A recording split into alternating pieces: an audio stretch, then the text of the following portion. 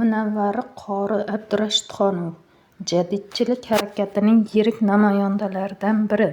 O'zbek ma'rifatparvari, pedagog, jurnalist, tarjimon va jamoat arbobi.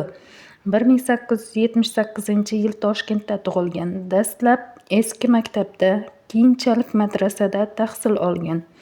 O'z davrida arab, fors, rus tillarini mukammal o'rgangan. 1901-yilda Toshkentda birinchi usul-jadid maktabini ochgan. Darslarni yangi usulda, ya'ni tovush usulida darslik va ko'rgazmali vositalar yordamida o'qitishni yo'lga qo'ygan. O'quvchilarni o'ylash, tushunish va yozish orqali o'rgatgan. Taraqqiy, Xurshid, Shuhrat, Osiyo kabi gazeta va jurnallarni tashkil etishda qatnashgan. Maqolalarda xalqni ilmga uyg'onishga, jaholatdan chiqishga da'vat qilgan. Jadidlar harakatining faol a'zosi sifatida milliy uyg'onish g'oyalarini targ'ib qilgan.